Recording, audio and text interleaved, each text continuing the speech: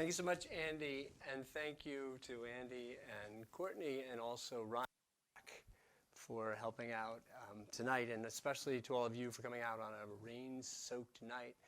My wife and I have been counting the number of rain-soaked nights that have coincided with my book talks. Which may be a message about my subject. I don't know.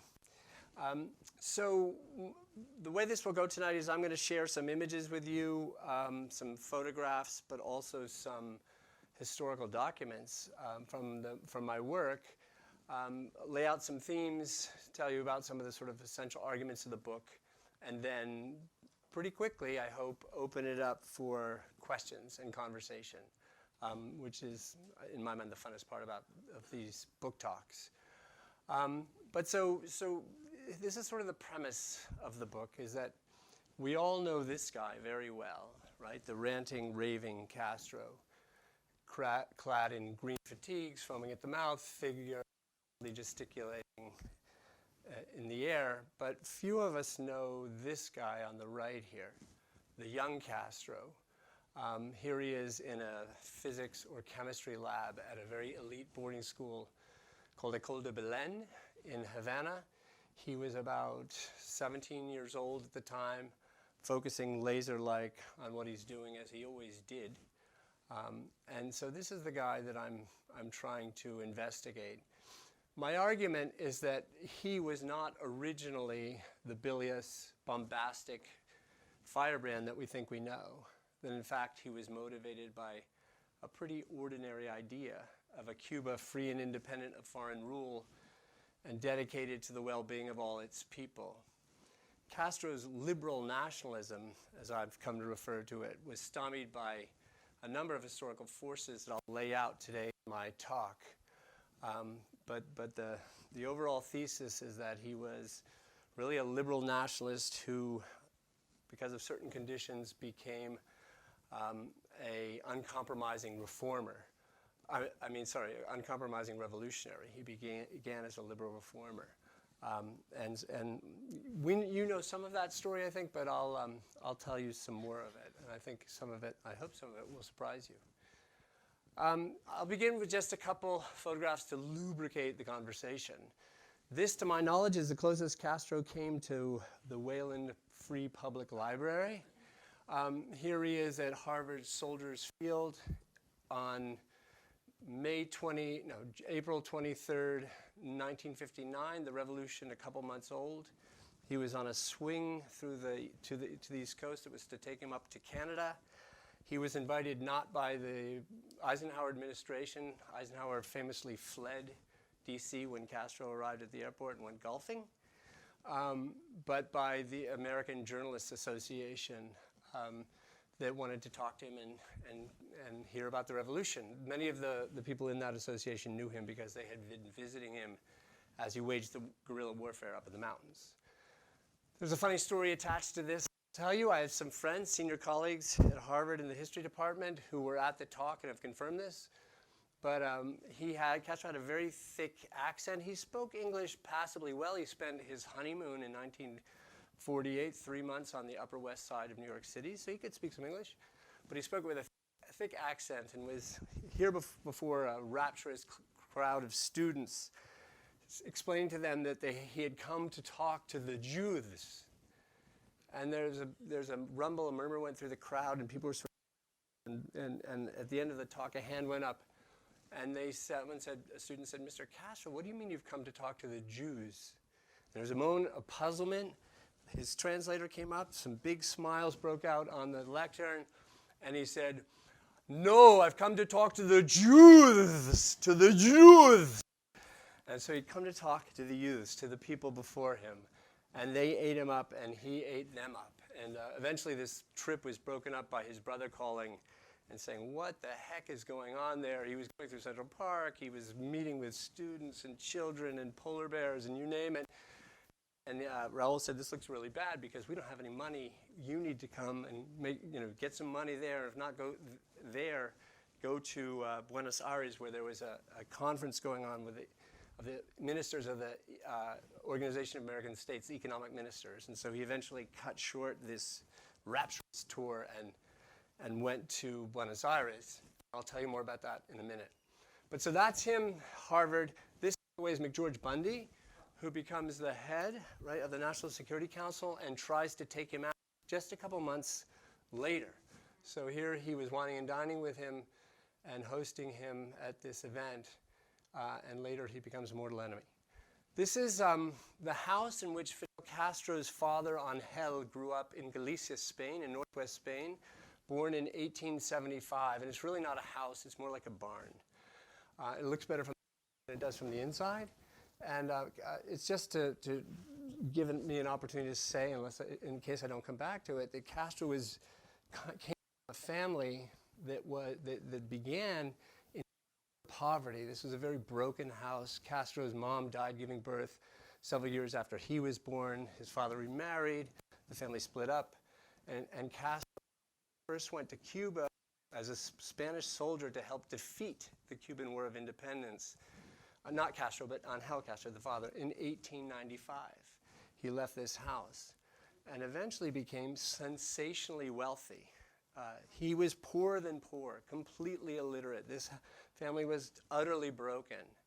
And the woman he married, who was way younger than him and with whom he raised the family that we know, was also extremely poor.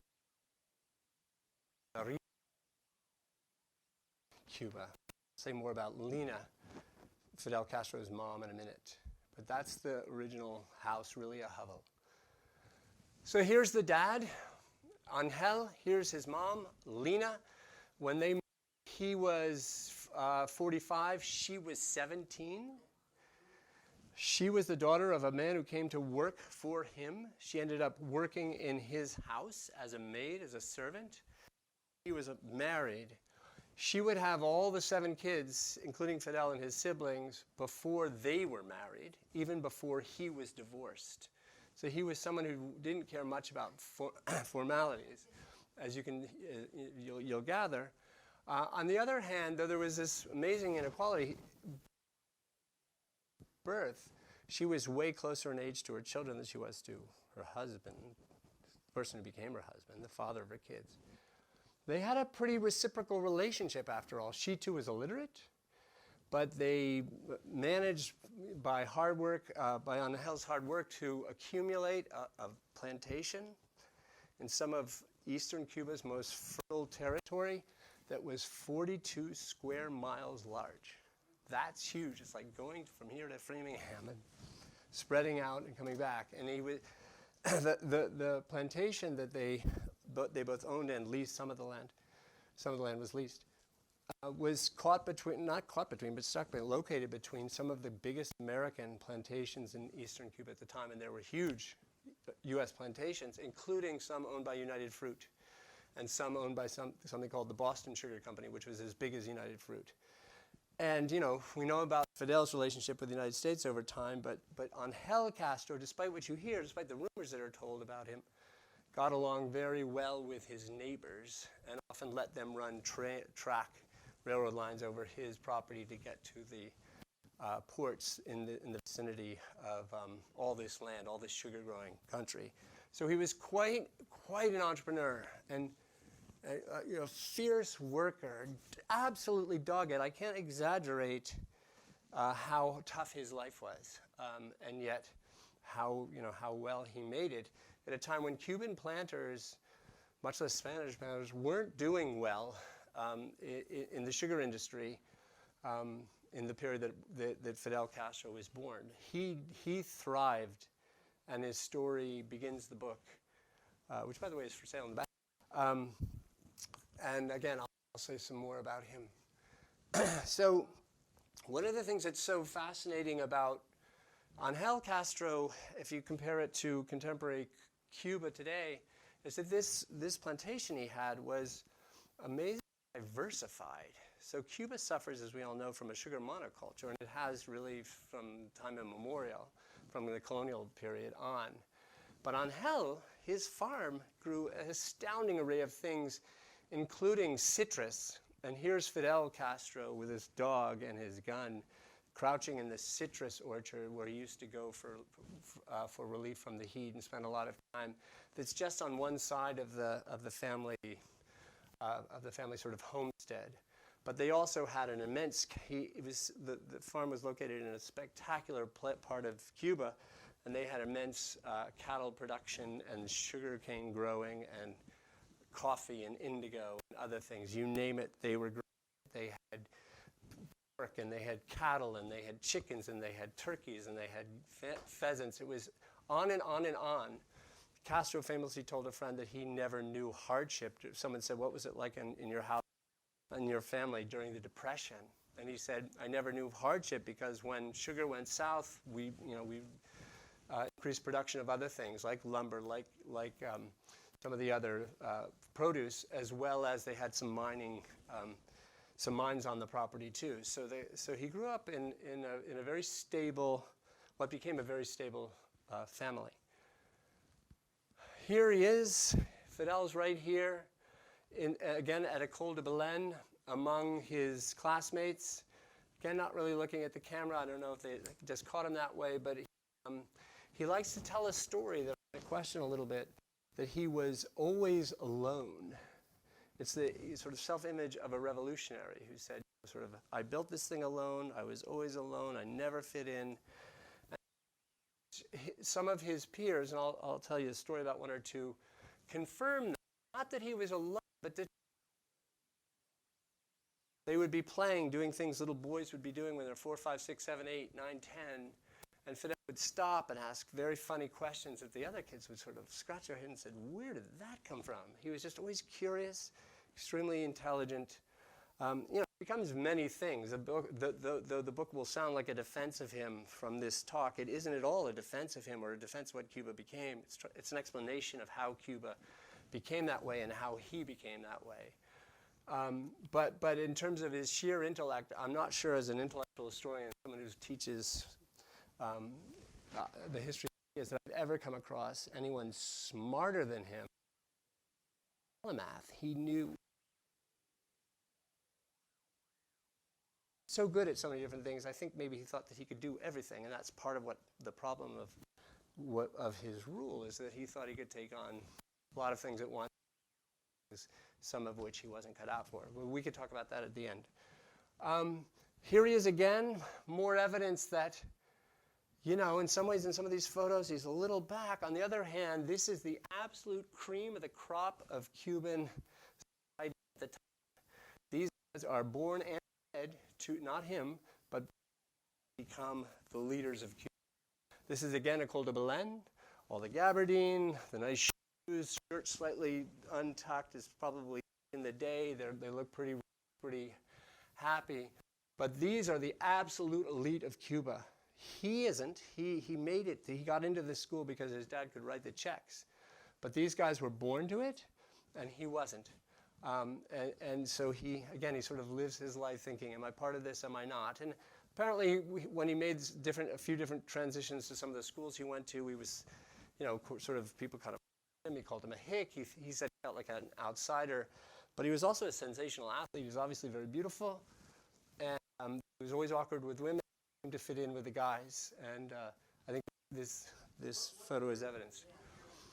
This was so about 1943. He was born in 26. He's a little old for his age because of the unusual nature of his parents sending him off to weird places to go to school, having no idea what he was getting. They were getting him into. And I could say more about that, but yeah. So it's early 40s. He's, by this time maybe 18. He would have been 20 and 46. So please ask more questions as you come up. Here he is again. So little insider information.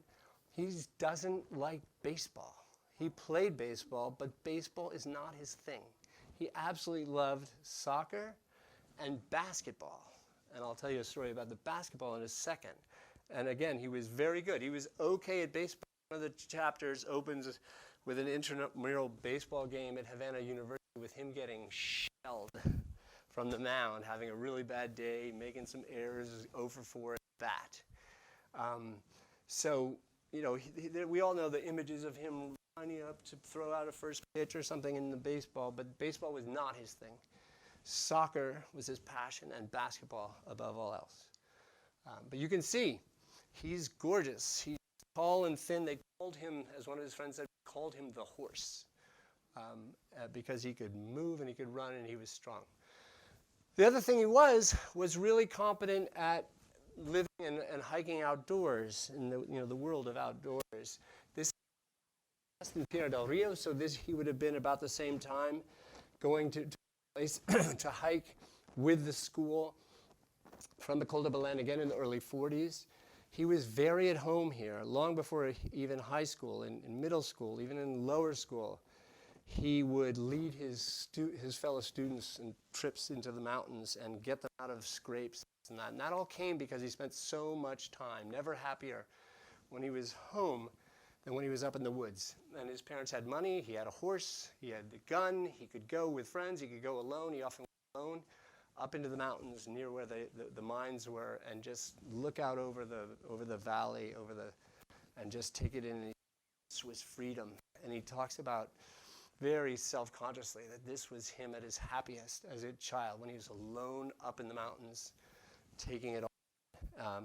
And that would come back to help him later in the guerrilla war, because he knew what to do in the mountains. I mean, he got a lot of help later on from the peasants in the mountains, but he himself wasn't so ignorant himself. So here I'm throwing these out, these 5 things that I think may surprise you. I've spoke about some already, but I'll just go over them, and then I'll come back and show you some documents and introduce you to some people. I say that Castro is an idealist, not in it for the money or power. So this doesn't mean that power didn't eventually corrupt him. Power seems to corrupt people. But he was not originally in it for the money. It's just a fact. The book is full of documents that no one had ever seen before I got them. No, there hasn't been an American historian writing this tale with the documents I have in Cuba for 40 years. And even the ones that were last there didn't see a lot of what I saw. So it's a long story that I could tell you about how I got in there. You'll say, well, I heard differently. It's a fact. And we can, we'll argue about it. But these are the claims of the book. He wasn't in it for money or power. His parents, by the time he graduated from law school in 1950 from the University of Havana, were extremely wealthy. And they said, he had just married, he had had a baby. They said, Fidel, come home, get out of the politics, leave politics alone, take over the family farm. You'll have wealth. Everyone knows you. The family is well known in the East. It's a fact he was well known and well loved in the East. And he said, absolutely not. Talks about that as the family's effort to domesticate him. And he simply would not be domesticated. He said, I will not be domesticated. He was already thinking big. As a young kid, I mean, I have him as a 10-year-old thinking big, questioning the injustice that he saw around him. On his family's very isolated farm, the only peers he had, his only friends, were the children of peasant workers on his father's farm. So he grew up with this striking inequality. Super interesting. And the peasants were poor Afro-Cubans and Caribbean workers, and the peasants of poor Spaniards, poor middle-class Spaniards at best, who came to work on the farm from Galicia.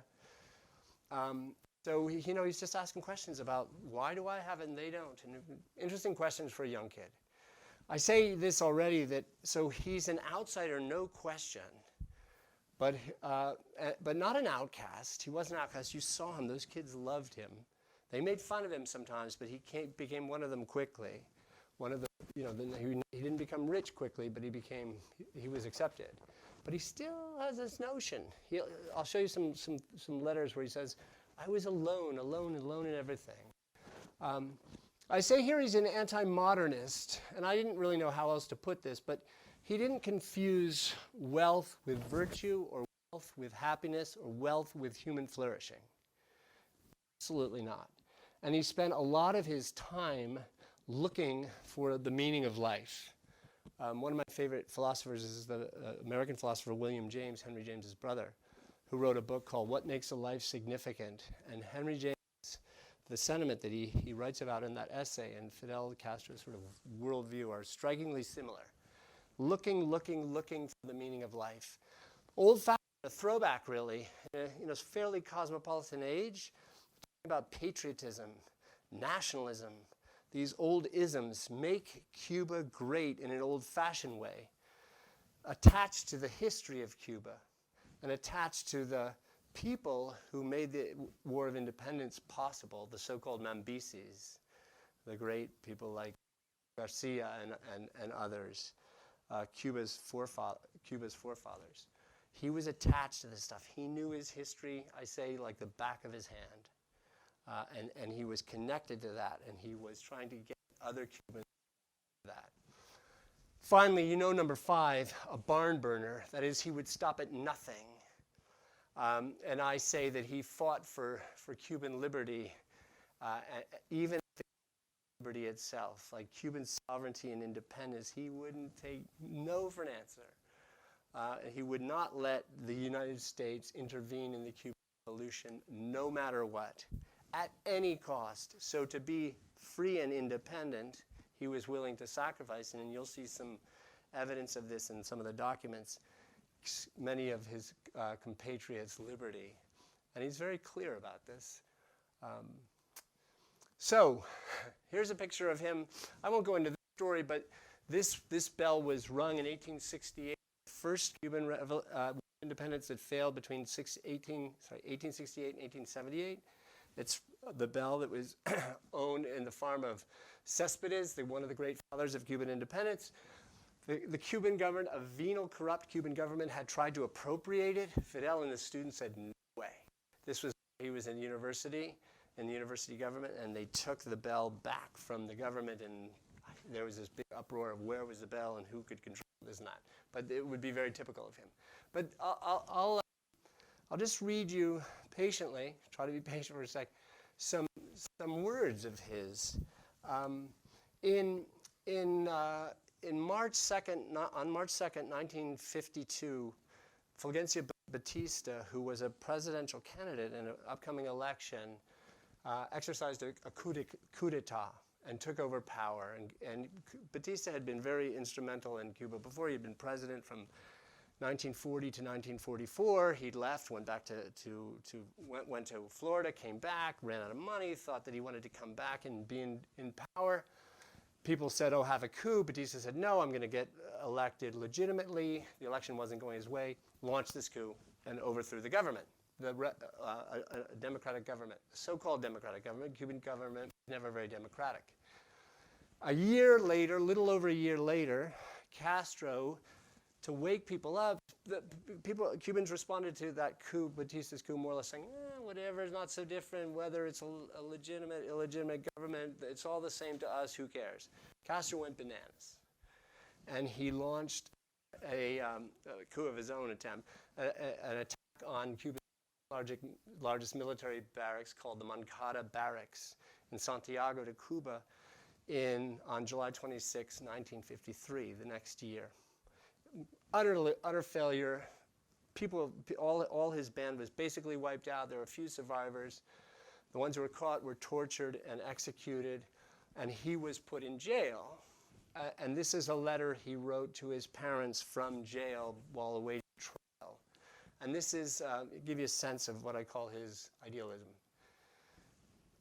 The trial began 2 days ago. It's going well, and I'm satisfied by the development. In the end, it's not magistrates that judge men, but history. And I have no doubt it will judge us favorably. I'm acting as my own defense, and I will do it with total dignity. He took complete responsibility for the attack. He had to. It was his attack. He raised the money. He raised the people. He collected the BB guns with which they launched the attack and the squirt guns. And not quite literally, but virtually, like the weapons they tried to launch this attack were a joke. But in court and before the police, he said, this is mine. People accuse other members of the Cuban opposition of being in on this attack. And he said, no, we ran it. I take responsibility. It's mine. Put me in jail. Try me. Don't try them. But he makes the case that it's a revolutionary act that's justified by the Cuban Constitution. But here he is again to his parents. Above all, I want to assure you that prison is not an awful place. It's nothing to land in prison for defending a just cause and for interpreting the legitimate sentiments of a nation. All the great Cubans who have forged the nation have done as we're doing now. Once again, the connection to Cuba past. Those who suffer for Cuba and fulfill their duty strength to contemplate with serenity and calm the adversity of destiny, not expressed in a single day, and when it brings us bitterness in the present hour, it is to preserve us for better things to come. One of the great pleasures for me of doing this project was meeting a friend of Castro's named Natty Rob Welter, who has recently died, but with whom he had an epistolary love affair during this while he was in jail. He was sentenced to jail for this attack to 26 years. He ended up serving 20 months. And in that term, while he was in jail, he befriended this person. He'd met her before, Natty Rob Welter, through letters, and they fell in love. And she sent him book after book after book. Other people sent books too, but to Castro and all his band of brothers who were in jail. But they wrote about 100, 150 letters, and she gave me those letters. A few had been published, maybe 5 or so, bits of 5 excerpts, and I got the whole set. Again, another story, but they're unbelievable, the letters, and they're full of things.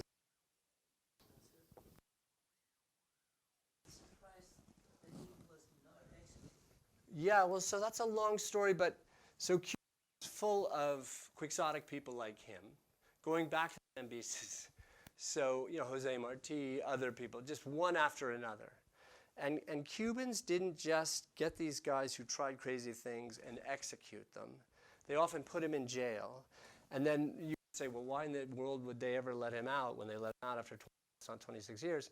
And that, too, is a long story, but it has to do that there was a presidential election around that time.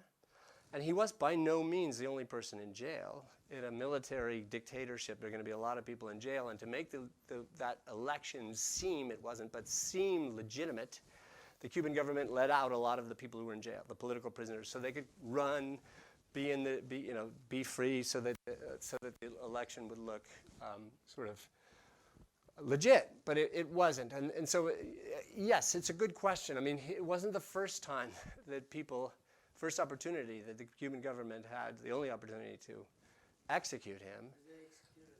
They executed many, many people. There's a long story, again, of why he was protected by a friend of his parents, the Archbishop of Santiago. He was up in the woods after that attack. They were pulling in people, executing them. Fidel Castro's parents, again, peasants, but very wealthy by this time and well-known in the area, and they had many friends, contacted the Archbishop of Santiago. He went up into the mountains and helped end the sort of, I don't know what, the running away, saying, we'll let you back, we'll allow you to come back into Santiago. We won't, you won't be executed, you go to jail. And the Archbishop helped mediate that agreement. So I'll skip this, but just because there's so many good ones, this one I think is very interesting. So he's pretty young here, and he's 27 or so, and he's saying this not for public consumption, but in a private letter that he never thinks will see the light of day. So this seems to be, for a historian, confirmed by and corroborated by other such documents, seems to be a pretty legitimate piece of his mind. The children of humble farmers generally used to go barefoot to school, and they wore very bad clothes. The people he grew up with, most barefoot, and despite being intelligent enough, soon dropped off school, only to drown in a bottomless sea of ignorance and despair. None were saved from that inevitable shipwreck. Their sons today are repeating the cycle of their parents under the same weight of social fatalism.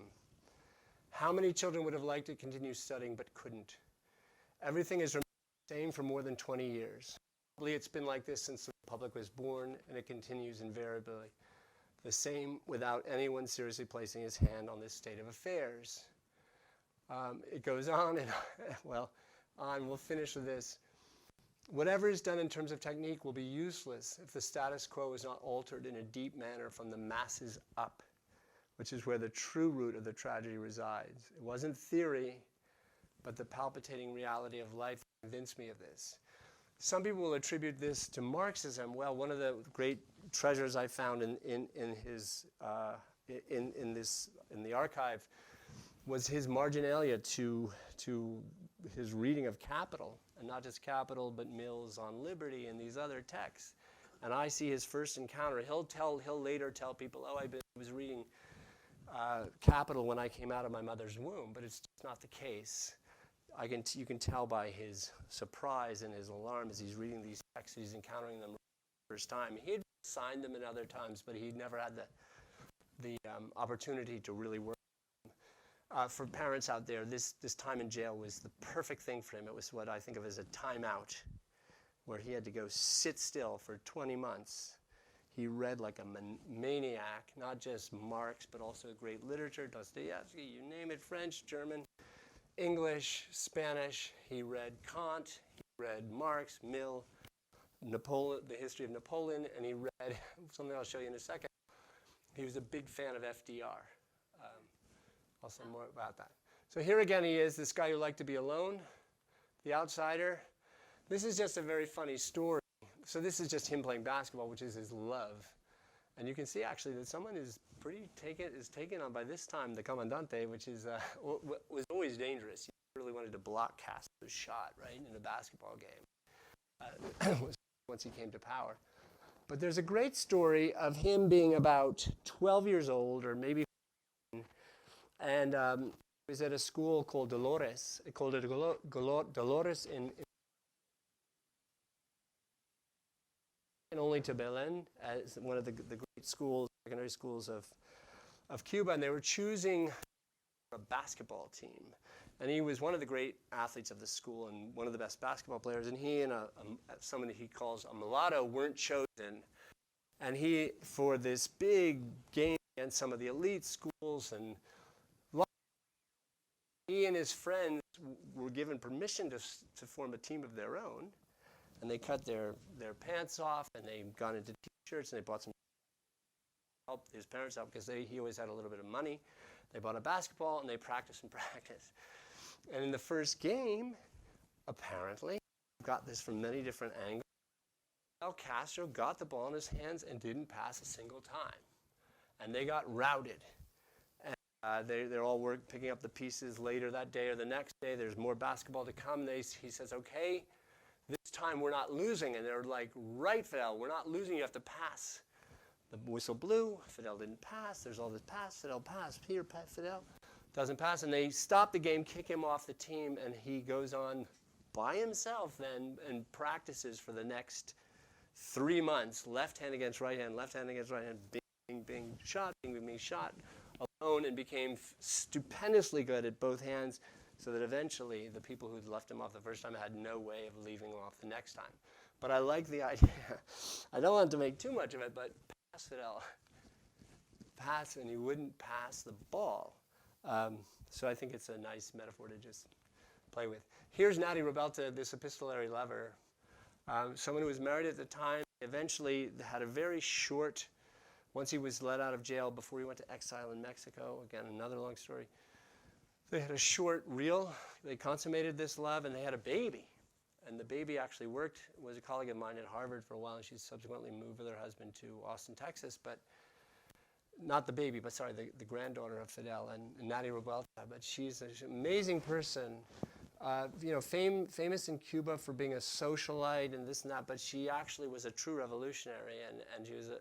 I got to meet her. I spent a lot of time with her on her porch in Havana, while she was contemplating, sharing these documents with me, and she was truly amazing, and a real intellect in her own life. And she saw it as her duty to keep Fidel alive while he was in jail, because 26 years, right? No one knew he was going to get out in 20 years. No one expected to be 26, but no one knew it would be 20 months. And she said, I will feed his intellect. I will feed his soul with letters and books, which is what she did.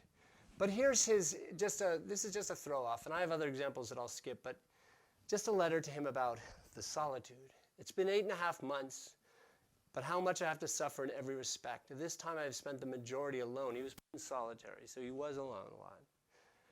But he says this, in a certain sense, that has been my destiny, alone in everything, alone in the struggle, alone confronting everything. Just not true, but again, how he saw himself, and this will become important later when he's trying to, the revolution is hanging by a string, Kennedy, and all the missiles are everywhere. He doesn't know, are they going to, as the United States act this thing? There was a sense of which, this sense of early solitude in the sense that the whole thing depended on him, I think helps explain some of the directions it took. The Cuban Revolution took a very Fidelian direction, faithful to Fidel, Fidel and his vision that he's had since he's tiny. Again, at all costs, we're going to ram this thing through. We are going to say no to nobody. The United States is not going to intervene, even at the cost, right, of sort of selling his soul for a while anyway, kind of half selling his soul, half selling Cuba's soul to the Soviet Union. We can talk about that. So more of this alone, alone, alone. I began alone, now we're many. I think in the sort of interest of conversation, I'll skip some of this, but this is sort of more of the same idealism. I said this was the anti-modernist, and this is Fidel talking again to Natty in letters. I feel my commitment to sacrifice and struggle growing stronger. I despise an existence that depends solely on the miserable trifles of one's own comfort and greed. There's people say, oh, well, he became head of Cuba, and he had big houses, blah, blah, blah, he went fishing. And I think you just sort of, I just kind of scratch my head and say, well, as a head of state, he entertained people. Heads of state have big houses. But the houses didn't make any, I think. No evidence I've seen that it did, especially at the period that my book addresses. I'll skip that. This is a good one, I think, to Natty. More and more I'm coming to look upon life not as a pleasure, but as a duty, a mission, a goal. He who distracts me from this path is my enemy. That's a good one. That's really him. The liberal nationalists I've talked a lot about. There are a few lines that I just think are interesting. So again, my name is a liberal nationalist, right? This guy who is a real idealist became a radical, an absolutely uncompromising radical because of the pressure of what it meant to be a liberal nationalist at the height of the Cold War. So you have the Soviet Union and the United States, these two giants in power. He's trying to make a free and independent Cuba at a time when free and independent countries weren't really going to work in this bipolar world. And he just said, well, screw it. I'm going to do it anyway. And so he became absolutely the ranting, raving person we know, but for an idea that was not originally communist. Our imprisonment is unjust. I don't understand how those who attack the barracks to overthrow the legitimate constitution, that would be Batista, can be in the right here, while those who rose up, that is us, to defend it are in the wrong.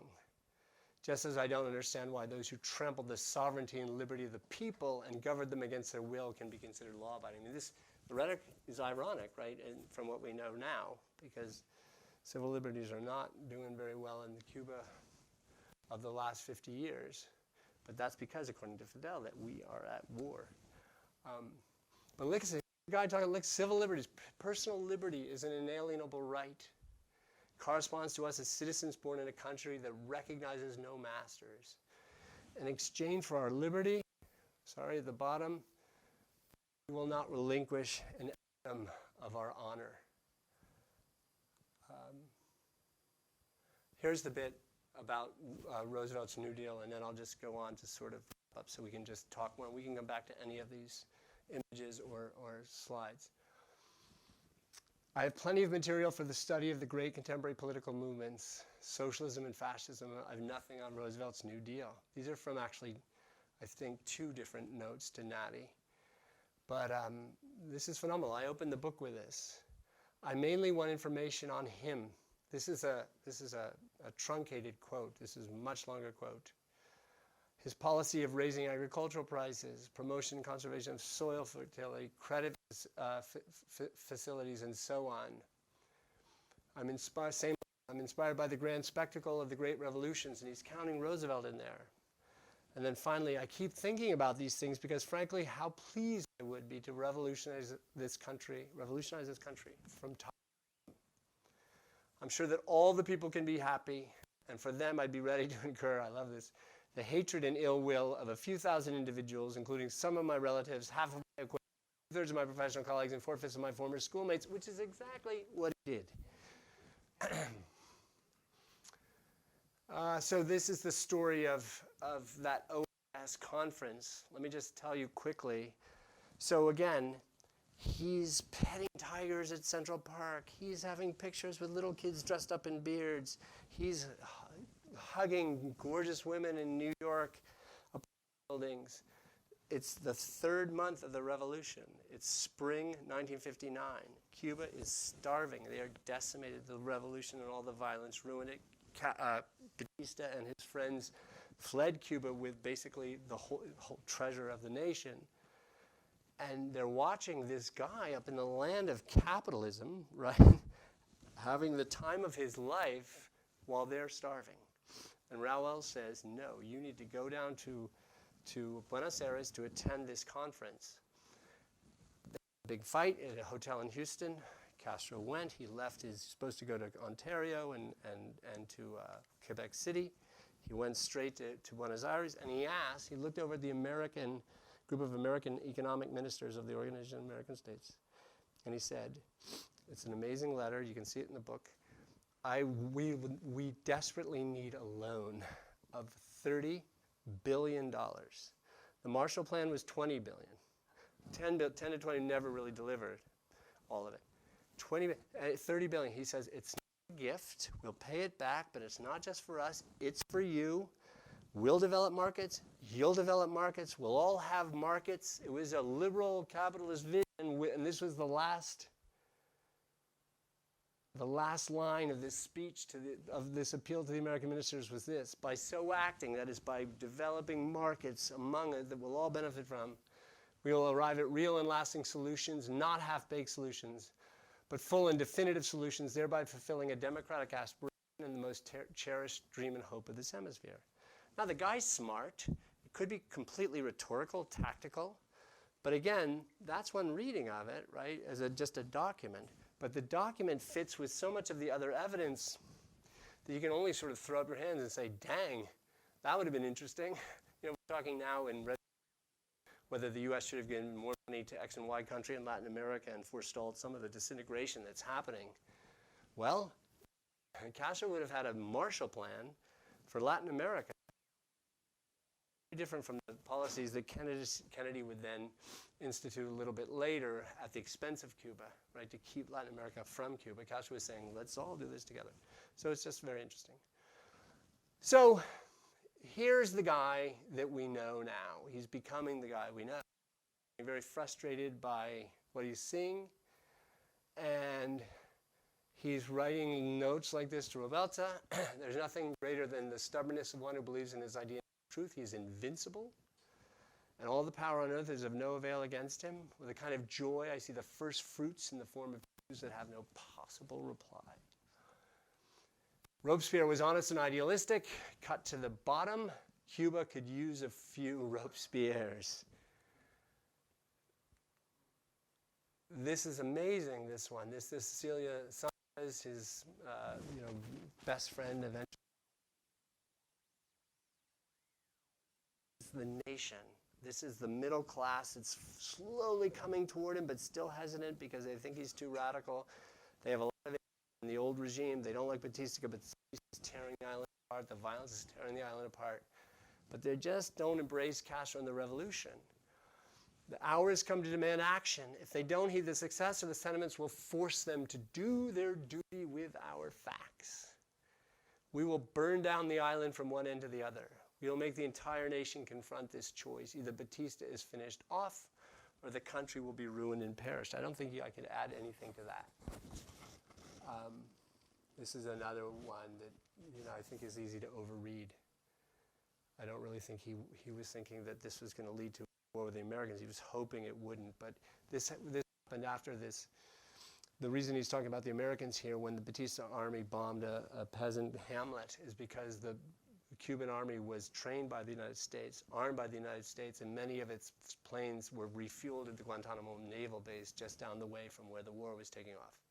So he blamed the Americans for empowering Batista.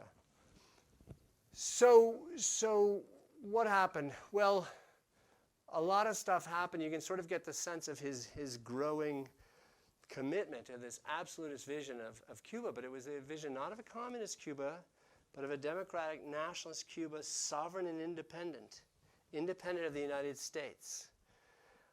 Again, I say, that he knew the history of the U.S. domination of Cuba. The U.S. had dominated Cuba from the time of independence on. I could tell you a little bit about that if you don't know it. There were also other things involved in screwing this up. Of course, there was his personality that I've tried to give you a sense of. But I look at it. So picture Liberty Island in the middle of the Hudson River. It's October, not so, this time of year, a beautiful day, October 28th, 1886. Jose Marti, who's in exile, he wants to have, a revolution in Cuba, and he wants liberty and independence and all these nice things. Sovereignty is watching the French and the Americans dedicate the Statue of Liberty, and they're hugging each other and saying, "We want liberty." I mean, if you know the history of the French in Africa at this time, it was unbelievable. But they're the agents of liberty, and Marti just says, "Screw it," and he walks away, and he goes to the far side of the island. He's looking up at Lady Liberty. And he says this, and this is how I understand Castro. "For him who enjoys thee not, liberty, it is difficult to speak of thee. His anger is as great as that of a wild beast, to bend his knee before. He knows the depths of heaven while glancing up toward the man who lives arrogantly in the sun. He bites the air as a hyena bites the bars of the cage. It rise within his body as though it were poison. Me is Castro. He's that hyena, right? Cuba, as far as he was concerned, even with his brother's rapprochement, had never achieved true independence, sovereignty from the United States at the time of his death, right? So his dream had never been fulfilled. Why did he wear those stupid green fatigues his whole life? Because he thought he was in war.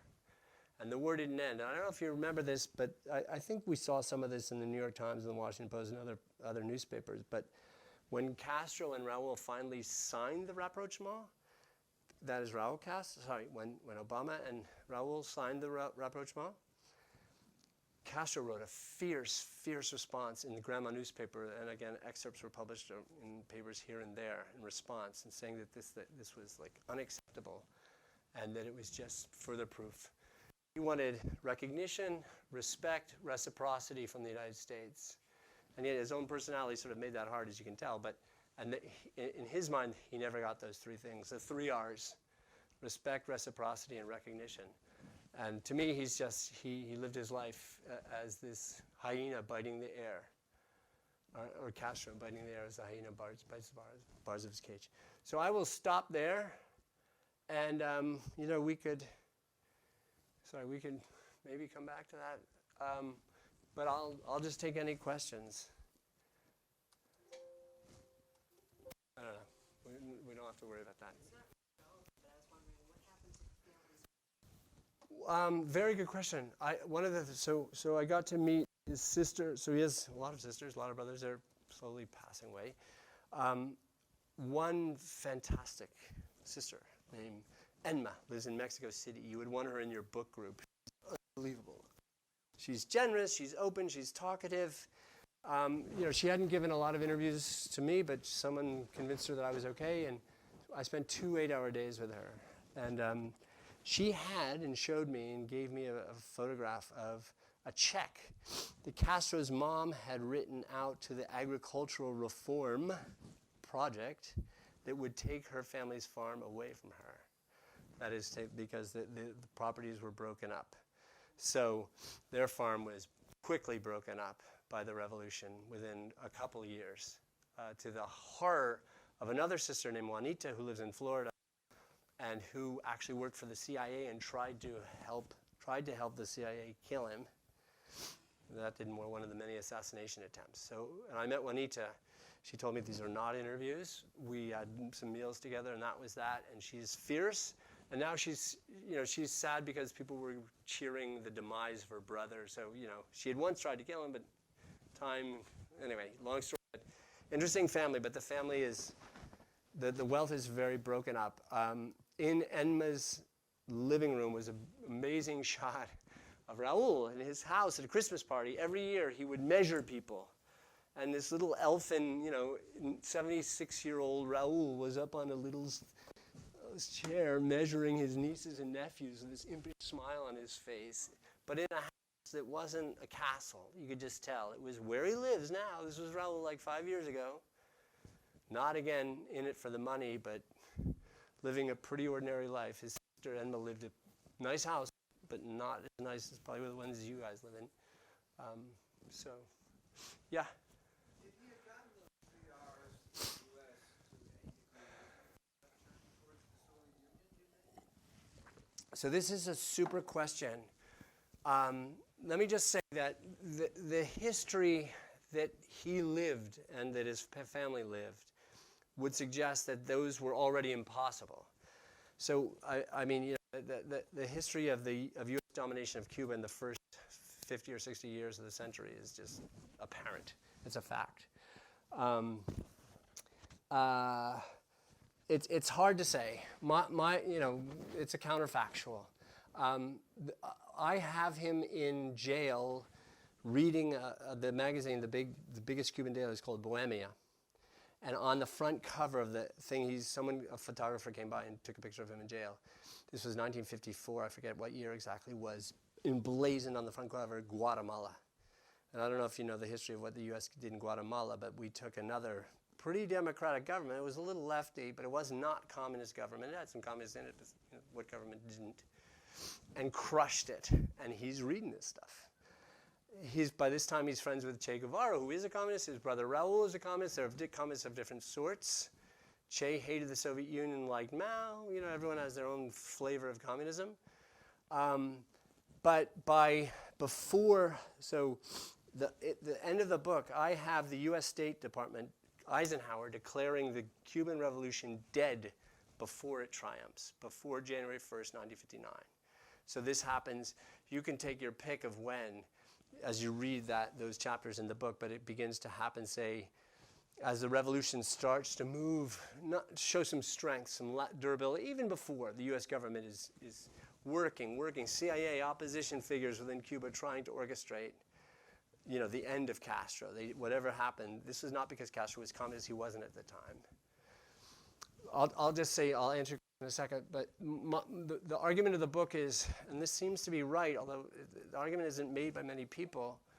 I originally thought that I would end the book in May 1960 or so, when McCoyan, a Soviet agent, arrives and begins to offer Castro money and this and that. But as I say, I think it was over earlier. But I wanted to end the book with 2 hands reaching out to you, the reader. One, the Soviet Union, 2 arms. One, the United States, and saying, if you were in Castro's place in about, say, May 1960, what would you have done? And if you read the book carefully, if you know the history as Castro did, and you know the history of U.S. domination in Cuba, there's just no way he then, because he knows everything, he knows the history, was ever going to go to the United States. It didn't mean he liked the other thing. Like, he felt betrayed, as you know, if you know the history of the Cuban Missile Crisis. He felt betrayed by Khrushchev immediately, because Khrushchev ended this crisis with the United States, leaving Guantanamo in place and all these other things that he thought he might be able to negotiate. They left him out. So what he discovered is that he has exchanged one imperial juggernaut for another, and that was never his intention. I don't know. I just don't think there was any way. I think he knew enough. He could read the Cold War. He could read the landscape, and he knew the history. I just don't think there was any way that this could have worked. I don't think we were going to give him those 3 R's at the time. The aftermath is super interesting. As I say, there's sort of a dialectic between his relationship and the Soviet Union, love, hate, lots of hate, by the way, frustration, both sides. With the United States, arms reaching out, almost agreements where Carter had something going, but then Castro invaded Ethiopia. Castro had 6 65,000 troops in Angola in the late 70s. I mean, you know, so this was just, it wasn't just Castro doing it, though. You know, there'd be both sides just would sort of, what's the word? They would ruin these negotiations just when they had a chance of succeeding. But there are a lot of them. There's a great book called Back Channel to Cuba, written by two guys named Bill Leogrand and Peter Kornbluh, that talk about all the secret negotiations. And there are tons. And they went right on up to the most recent one that was secret before any of us knew what was going on. I was going down to Cuba tons of times. I had no idea that thing was in the works. And I knew a lot of people that are fairly high up on both sides. So sorry, question? So how was the past? Well, I just think it's amazing. Yeah, it's totally amazing. Which I would like to learn more about. But how was the U.S. dominating Cuba early on? Yeah, okay, great question. I'll answer the question and I'll read just an excerpt about, because I share your sense that this is amazing he's alive. He was alive for so long. So, the United States had their eye on Cuba. You may know this forever. This goes back, so my first book, not my first book, the second book about Guantanamo begins more or less with Thomas Jefferson looking over the front of Monticello and seeing the Piedmont, and looking over the back of Monticello and seeing Cuba. Jefferson's father was a surveyor. Washington's father was a surveyor. Ben Franklin was interested in this land, so on and so forth. Everybody wanted to harvest the Mississippi and Missouri River valleys. If you want to harvest the Mississippi and Missouri River valleys, you're not going to bring all that produce over the mountains, right? The East Coast mountains, the Appalachians. You're going to take them down the Mississippi and Missouri River valleys to where? To New Orleans. If you want to take some stuff out of New Orleans, you have to control Port of New Orleans, controlled by Spain and France, right, different times. You have to control the Gulf of Mexico.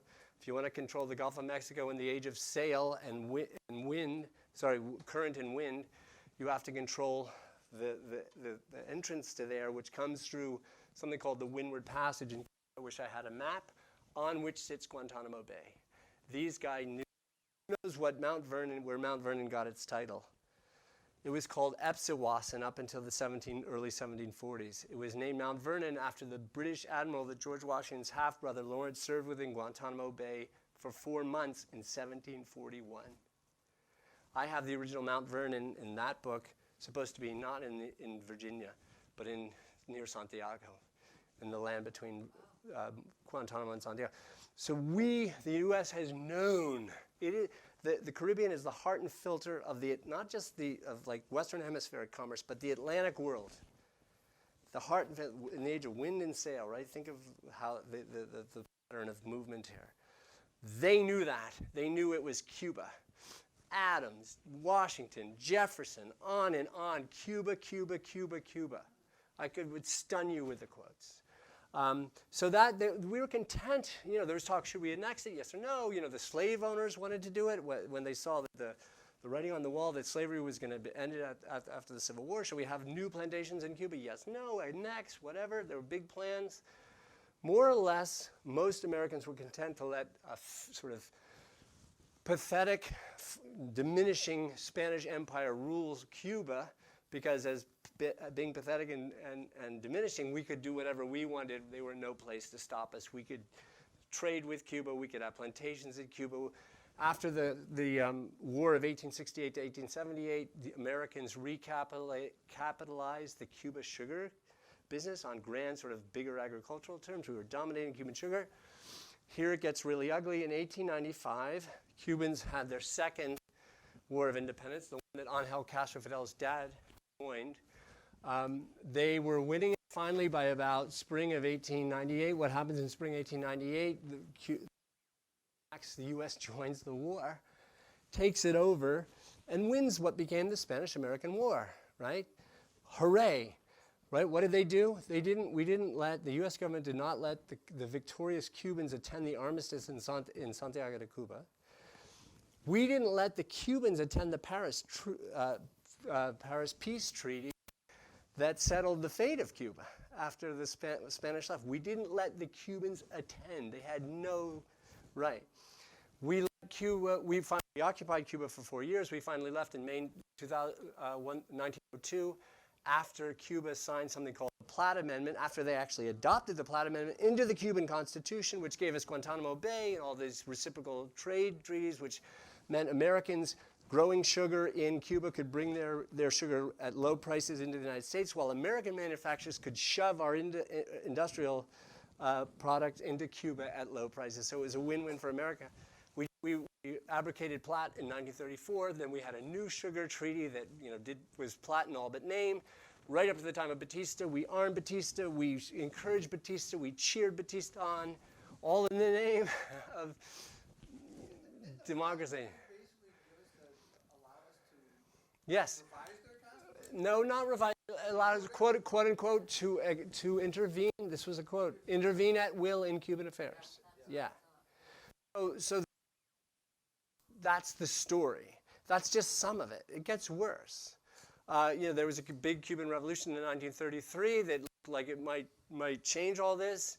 That's when Batista first came to power as a sort of a puppet of the United States government, and sort of pathetic president named Mendieta came in, and we overturned the revolution, we and they.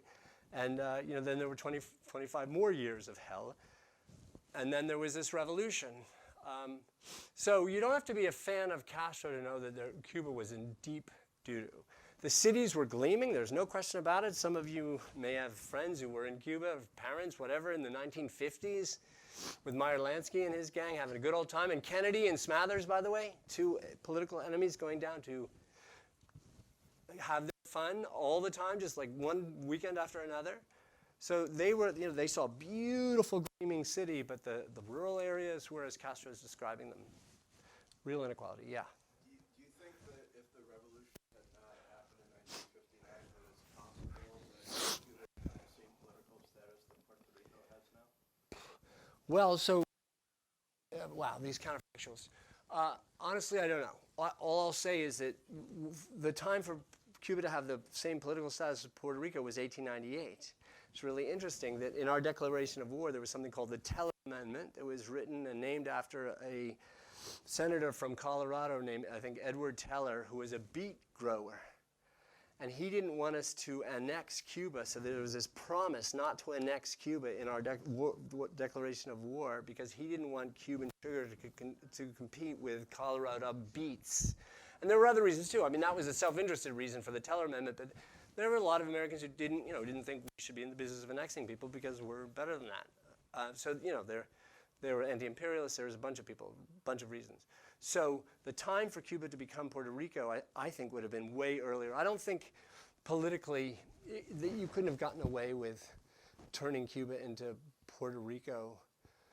I don't even know exactly what we mean when we're saying into Puerto Rico if there hadn't been a revolution. But my sense is that the time to have done that would have been way earlier.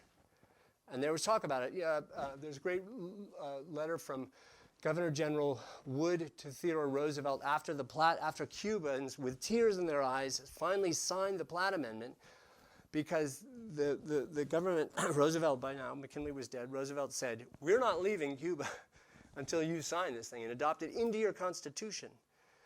And once that happened, the Cubans go home, and Wood writes this triumphant note to Roosevelt saying, "The basic effect of this is that there is no independence and sovereignty in Cuba." Basically, and the more intelligent Cubans recognize that, period, full stop, in a letter. I've been to Cuba recently, and if Castro was next to me right now, I'd ask the question, Castro, what do you think of Cuba today? Now, there's a lot of positive things there right now happening. Entrepreneurship is number one. I mean, When were you there? just a few months ago, last February. But This February. Yeah. People are allowed to have one business, one taxi cab, one nightclub, one blah blah blah blah blah. So that's what my observation was. It was a pretty positive thing. I mean, people have some extra money, and Well, your president is making it hard on them. I'm saying this yeah, that's something before. Yeah, this is. Well, no, it was June 2017 when Trump began to pull this back. But that's what Trump has been pulling it back for 2 years, 2.5. I wish I could take him by the hand and say, Mr. Trump, Right. Yeah. So interesting. Yes. I want to kind of go back to where you started. So, I mean, clearly, Castro had his own kind of geopolitical vision, which evolved over time, and probably incredibly frustrated to realize that he just couldn't get anywhere, that the U.S. was never going to respect him and buy in to his views. But I'm wondering what insight you might have on his involvement, especially in Angola, but also Mozambique, Uh-huh. you know, on the African continent, and whether you have found any more correspondence or enlightening dimensions of his relationship with Che Guevara, who happens to have spent Yeah. 2 years in the Tanganyika Club, Mm-hmm. which was the, near area hosted this sort of Yeah. club of the proto-presidents of Yeah. the African independence era. Mm-hmm. And I'm wondering if he saw that as kind of a frontier for this idealistic Uh-huh. So, independent nationalism. yeah, there's a lot going on, and come back at me. So let me start with Che for fun. So I remember when I sold this book to Simon & Schuster the first time, or was peddling it. Oh, we're not interested because you don't have much about Che in it. And first of all, I'm so delighted to put Che aside and tell the story of young Castro, because I think Che benefited from dying at the age of 27. So I've interviewed many people who knew him. In the Guantanamo book, I interviewed a bunch of kids who were up in the mountains with him, and they said, Che was fine, but Che is not what he was made of. Now, I don't care about that. I'd be happy to find an amazing Che. I'm very intrigued by him, as you are. Some of my friends now write the great Che books. I'm more interested in the African connection. Well, so I don't know. My answer is I don't know much about that. That's post my work here. Let's say I do know when Castro met him, and I know what their first 2 years were about, which I think is really interesting. And so they met in Mexico, as you probably know. Che, people were coming up into Mexico. Che was introduced to Castro. They had a great night together, but Castro had many long nights with many different people, and he wrote about Che, met this guy. Che wrote about to his fiancée, met this amazing person. Che distinguished himself in that period when they were in exile in Mexico. This was after Castro got out of jail and before he came and launched the revolution. This was 1955, May to late 1957, 56. So about a year and a half. Che was a great shot. Who would have known? Castro, people said wasn't a great shot. I think he probably was. He had guns in his hands since he was 0. But Che was a great shot. And I have the report cards, basically, that are written by Fidel's trainees about Che Guevara and everybody else. And Che stands out. And so Castro would have known. There are millions of people meeting him. He can't spend time with all of them. He's trying to sort of figure out how to just get by, run. He's raising troops, raising people, raising money, going to New York, going to Miami, trying to train people how to shoot straight. Che stood out. He made Che a leader early of this little group of trainees. Boom. End of story. Che appears, he appears, he appears. He's up. He survives this catastrophic landing, another case where Castro should have died. He narrowly escaped being shot when everyone else was shot. How he escaped, who knows? He's a cat with 99 lives. He and Che begins to exercise more authority again. Castro isn't making him into the guy, but he's a guy through the revolution. He has a whole force under his command. It does okay, but Che's actually pretty hilarious about this, saying, we didn't know anything. And he's really funny. He's like, we were the worst. How this thing worked. He's very self-deprecating, extremely funny if you read his diaries in Spanish or English. So that's just through my book. Che's Che's Che. Someone said the same thing about Celia Sanchez. He said, where is Celia? And I said, you know what? Celia's there in the letters like everybody, and I have her there somewhere sometimes, but she isn't what she became after the revolution. I think sort of mythologized, like Castro mythologized, Che mythologized, Celia mythologized. That's not what was happening in the day-to-day discourse in the letters I have. Castro did not learn or did not derive his motivation to make this thing international from Che. This one was going to be the whole time. This was first an American Jose Marti project, Our America. This thing was bigger than everybody, and it was, he was, as soon as he understood the sort of claustrophobia of the, posed by the Cold War, this became, he joined the non-aligned nations at first, was interested in the non-aligned movement of countries. He said this was, for him, it was always going to be global. So they agreed about that. Like, Fidel and Castro and Che had a lot of differences, but this thing was always going to be a global movement. And he didn't think this was megalomaniacal. People say little Cuba going. He said, no, we have the money, we have the inclination, or I don't know if they had the money or not, but different times they had some money, and they had the troops to send, and then they sent them.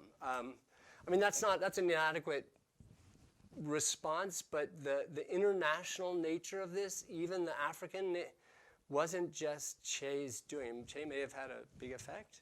What do you know about that? You seem to know more than I do. I don't know a lot. I'm just interested in the kind of the untold history. I think there are a lot more connections, and there's a lot more cross-pollination of ideas between the Latin American continent and the African. Yeah, I totally agree. So there's a great book, do you know it, by Piero Iglesias?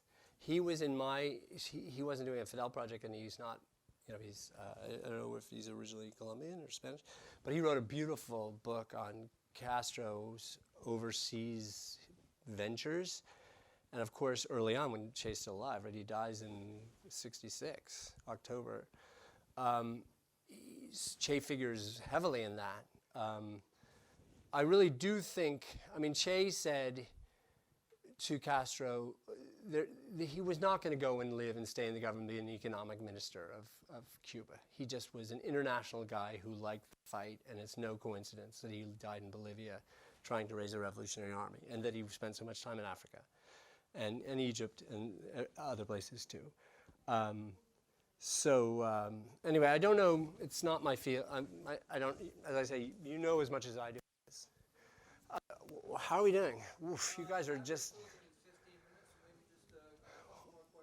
Okay. Being that his father and mother were so rich, Yeah. did that influence made him bitter? Did it, and sort of influence him to be to follow the route that he did? Hold on, let me see if I have a quote. It would seem. Sorry, so I'm looking. There's a great quote that I have, which is, he said, my great relief in life is that I was the son of landlords. Oh, you saw that? Not the grandson. And he said, if I would have been the grandson, I would have been raised like an aristocrat. But I'm the son of, and he is the son of literal peasants.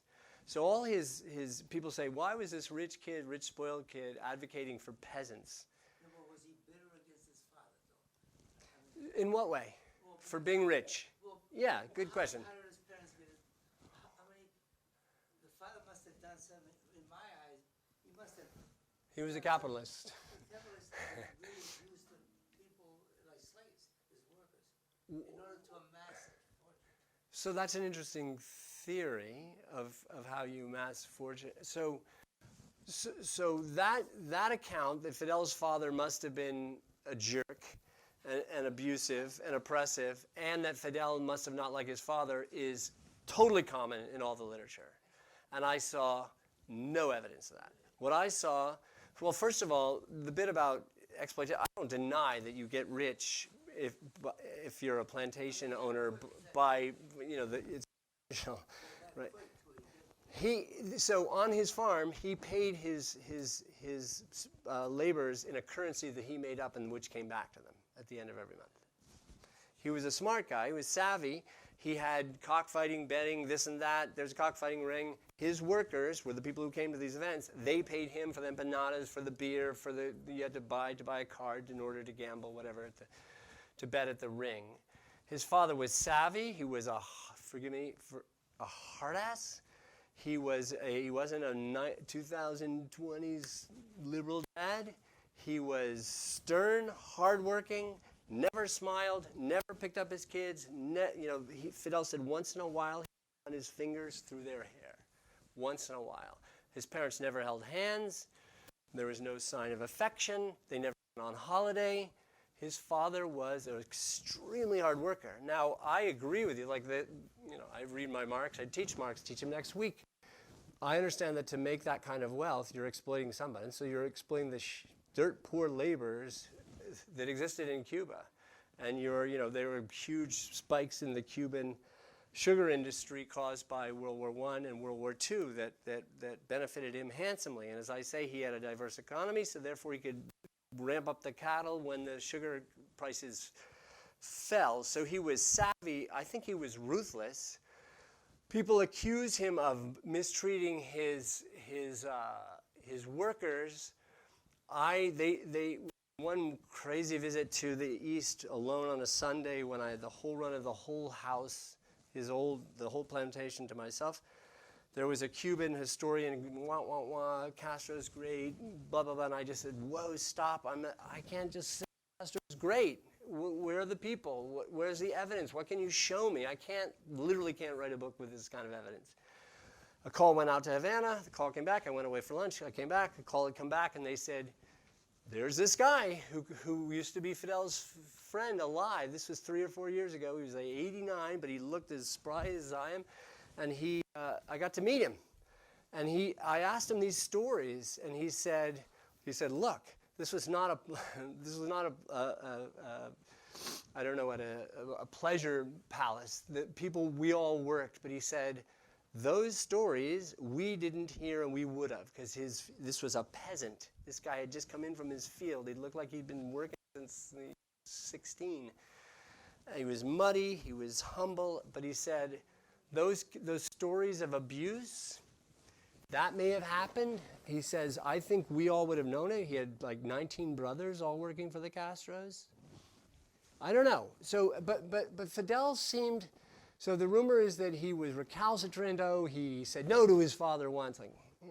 Threatened to burn down the house. I'm like, get out of here. Like, which of us didn't try to, threaten to burn down our parents' house at one time or another? So in the documents I saw, I didn't see a lot of evidence of that. And this was, some wide interviews with people all over Cuba, all over Spain and Mexico, and Miami. Final question, maybe? You guys who were there. Well, what do you see for a year from now, today? Are we celebrating I think if Obama was still around, things would be a lot better in Cuba for everybody, I think. They would be better than they are. Yeah. But that doesn't mean... We still have a Communist Party in power and an army in power, and they're often the same people. Yeah. I'm not a communist, but some things that they are working. Healthcare is pretty good, right? People aren't starving. I totally agree with this. Education. I'm not educated. I'm not saying, but some things are. No question. No question. I didn't repeat it because you said it. Yeah. I agree. I think. Sorry. One more question then. Things will get better? So sure, I'm an optimist. What if I said no? No, I think they could. I think they could. Yeah, I don't know. Anyway, thank you all so much.